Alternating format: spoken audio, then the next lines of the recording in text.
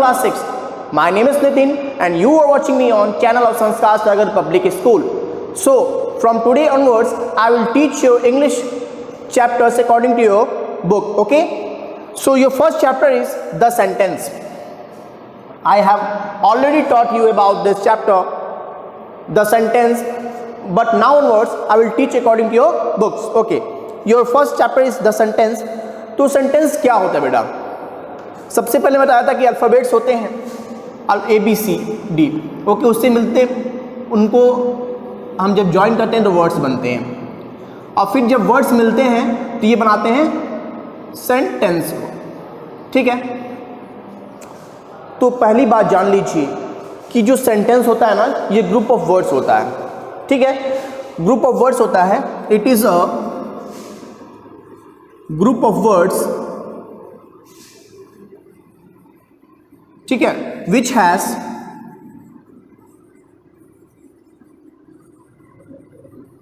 Complete meaning. तो sentence क्या होते हैं कि ग्रुप ऑफ वर्ड्स होते हैं जिनका एक कंप्लीट मीनिंग होता है. ठीक है, अब इसका ये होता है, आगे पढ़ेंगे आप कि इसके दो भाग होते हैं सेंटेंस के.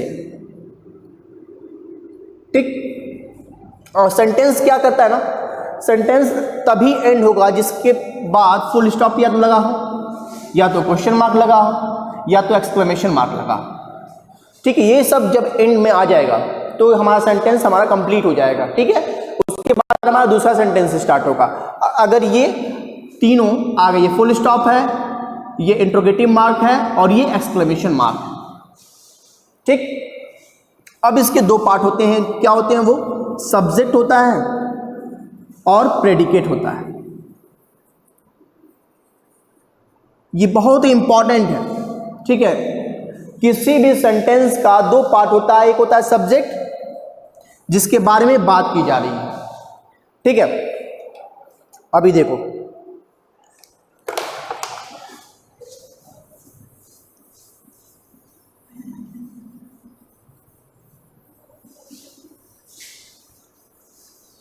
आपकी बुक में दिया है कि पहला है a sentence is a set of words complete itself containing a subject and predicate and conveying a statement, exclamation और command. ठीक है, तीन चीज दिया है कि स्टेटमेंट बताता है, कमांड बताता है. कमांड का मतलब किसी को हम कुछ बोलते हैं. ठीक है, please come here, okay, come here, ये सब क्या है? ये कमांड है. और स्टेटमेंट क्या है? कोई भी स्टेटमेंट दे दो, जैसे कि the sun rises in the east. ये क्या है कि स्टेटमेंट है. अब देखो, कम हियर, ये क्या है? ये एक कमांड है. और एक और देख लो यहां पे, exclamation, bravo, we won the match.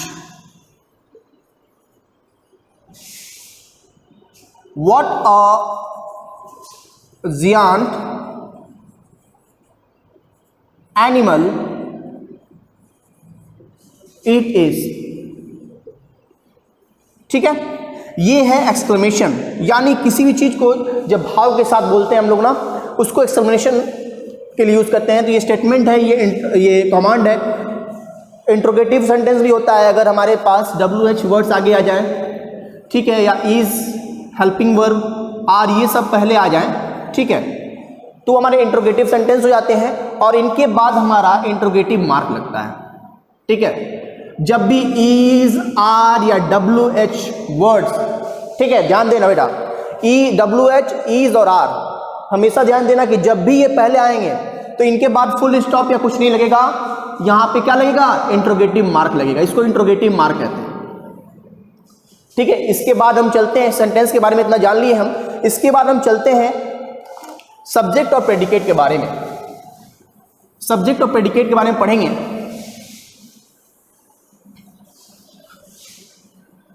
Sentence में तो सब्जेक्ट क्या होता है ना, जिसके बारे में बात की जा रही है. ठीक है, आई एम टीचिंग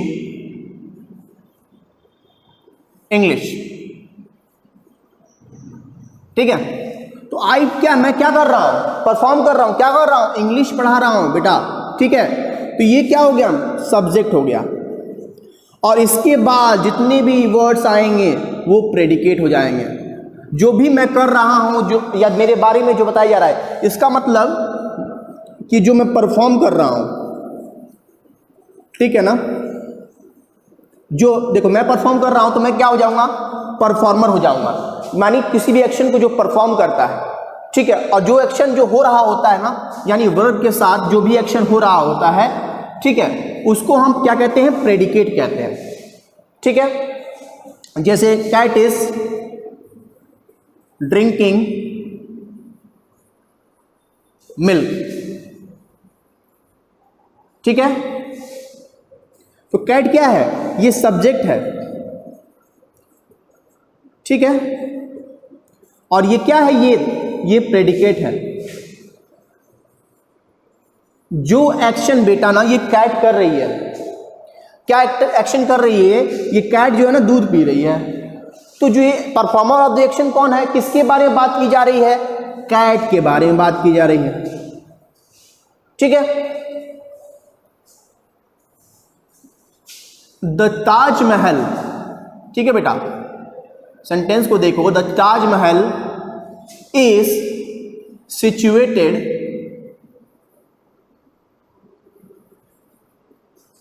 इन आगरा। अब यहां पे देखो, द ताजमहल क्या है, यहां पे सब्जेक्ट है। ठीक है बेटा, ये क्या है, ताजमहल हमारा सब्जेक्ट है। ये क्या कर रहा है, ये कहां पे है, इसके बारे में बताया जा रहा है ना। तो जो सब्जेक्ट के बारे में बताया जाता है, हम लोग देखो, जब हम ऊपर क्या लिखा है, हमने सब्जेक्ट लिखा है, ये लिखा है, यानी सब्जेक्ट क्यों लिखा, कि इसके बारे में हम पढ़ेंगे, इसके बारे में हम जानकारी लेंगे। किसके बारे में, इंग्लिश ग्रामर के बारे में हम जानकारी लेंगे। इसीलिए मैथ्स का सब्जेक्ट आता है तो हम सब्जेक्ट लिख देते हैं कि विषय किस पे चर्चा होगी, जिस पे चर्चा होगी, ठीक है, जिसके बारे में बात की जाएगी, वही हमारा सब्जेक्ट होगा। ठीक है, so here subject is the Taj Mahal. We are talking here about Taj Mahal. Taj Mahal is situated in Agra. So the Taj Mahal is what, Taj Mahal is subject and what the statement is given here, it is situated in Agra. तो ताजमहल को क्या बताया जा रहा है कि ताजमहल जो है आगरा में सिचुएटेड है, तो ये प्रेडिकेट हो जाएगा कि ताजमहल के बारे में क्या बताया जा रहा है, कुछ जानकारी दी जा रही है, तो हमारा प्रेडिकेट हो जाएगा। तो ये है आपके बारे में सब्जेक्ट और प्रेडिकेट क्या होता है। ठीक है, सब्जेक्ट यानी जो परफॉर्मर होता है, ठीक है, परफॉर्मर होता है, या फिर किसी के बारे में जो बताया जा रहा, जैसे कैट इज ड्रिंकिंग, ये परफॉर्मर है, यहां पे आई क्या है, परफॉर्मर। ठीक है, तो ये क्या हो सकता है, अब आपको आगे और बता दें इसमें।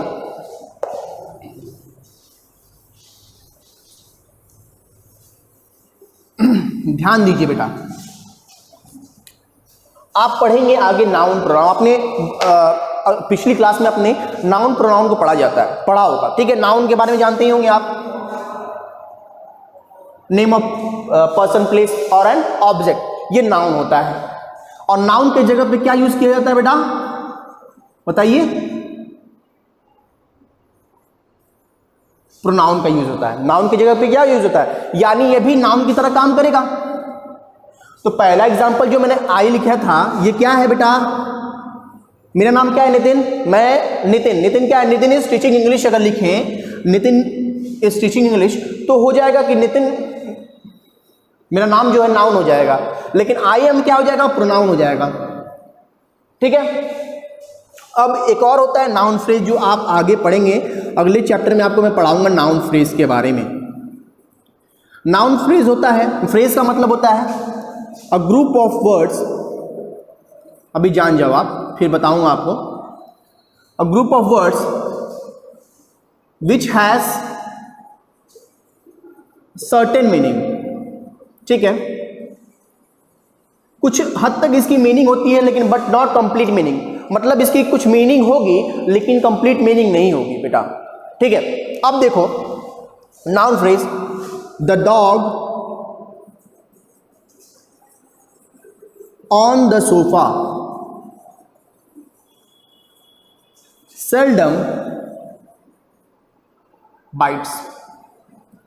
मतलब कि क्या कह रहा है कि the dog on the sofa, ये क्या हो जाएगा, मैं सब्जेक्ट का काम करने लगेगा। ठीक है बेटा, ये सब्जेक्ट हो जाएगा, यानी ग्रुप ऑफ वर्ड्स है, ये नाउन फ्रेज हो गया। ठीक है। सेल्डम बाइट्स, मतलब ये कभी कभार ही क्या करता है, काटता है।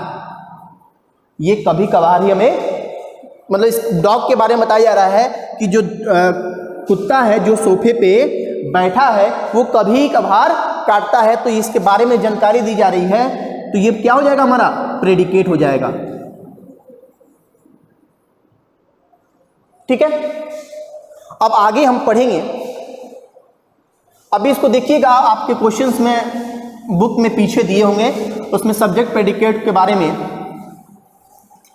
आपको बताएगा। तो सेंटेंस में जब हम लिखते हैं ना, कोई भी सेंटेंस होता है उसमें वर्ब पाई जाती है। ठीक है, उसमें क्या पाई जाती है बेटा, वर्ब पाई जाती है। यानी वर्ब क्या करता है, एक्शन को बताता है, स्टेट को बताता है, परिस्थिति मतलब किस कंडीशन में है, ठीक है, अकरेंस को बताता है। तो वर्ब जो है एक्शन को, मतलब सुबह उठते हो ना, when you wake up in the morning what you first do, क्या करते हो सुबह सुबह, जो भी एक्शन परफॉर्म करते हो, ठीक है, जो भी सुबह से उठने के बाद, ठीक है, और रात को सोने से पहले जो भी एक्टिविटीज आप करते हो ना लाइफ में, उसको हम वर्ब कहते हैं। एक्शन परफॉर्म करते हो, मैं पढ़ा रहा हूं, मैं एक्शन कर रहा हूं, I am teaching you, so I am performing an action. Okay, I am performing an action, then an action is verb. तो ये वर्ब जो होता है ना, प्रेडिकेट का पार्ट होता है। जो हम प्रेडिकेट पढ़े हैं ना, जो हम पढ़े हैं प्रेडिकेट अभी, उसी का ये पार्ट होता है। इस वीडियो को अगर देखिए, अभी तो ऑनलाइन चल रहा है, ठीक है, तो अभी ऑनलाइन खत्म होने के बाद आप बाद में भी वीडियो सेव हो जाएगी। ठीक है, और बेटा कमेंट करते रहिए आप लोग, ठीक है, कमेंट करोगे तो हमें मिलता रहेगा कमेंट कि आपको क्या प्रॉब्लम हो रही है। और आप लोग अगर बाय द वे अभी कमेंट नहीं कर पा रहे हो तो आप व्हाट्सएप ग्रुप में आके कमेंट करिएगा, ठीक है, कि सर इसमें प्रॉब्लम आ रही है, ठीक है, तो मैं उसको और क्लैरिफाई करूंगा। ठीक है, अभी वीडियोस नहीं समझ में आ रही है, उसको 2-3 बार देखो। ठीक है, तो ये जो वर्ब है ना, ये प्रेडिकेट का पार्ट होता है, इस प्रेडिकेट में ही वर्ब आता है। ठीक, और सब्जेक्ट अलग होता है अपना, सब्जेक्ट और प्रेडिकेट मिलकर एक सेंटेंस बनाता है। तो हम थे वर्ब पे, ठीक है, तो वर्ब भी डायरेक्ट होता है, इनडायरेक्ट होता है। अभी अगली क्लास में मैं कंटिन्यू करूंगा। ठीक है, अभी आज के लिए इतना काफ़ी है, तो बस देख लो, यही है सेंटेंस का अगली बार में। अभी तो सब्जेक्ट प्रेडिकेट पढ़े हैं, और क्या क्या यूजेस हैं इसके बारे में और पढ़ेंगे अभी तो। ठीक है, सो क्लास यही है, देख लो, वर्ब जो होता है ये एक्शन होता है, ये प्रेडिकेट ही में आता है। सब्जेक्ट क्या होता है, जो परफॉर्मर होता है या फिर जिसके बारे में चर्चा की जाती है वो सब्जेक्ट कहते हैं। और सेंटेंस की डिफिनीशन याद कर लेना, ठीक है, कि sentence is a group of words which has a certain meaning, which has a complete thought. ठीक, और there are 2 parts of sentence, that is called subject and predicate.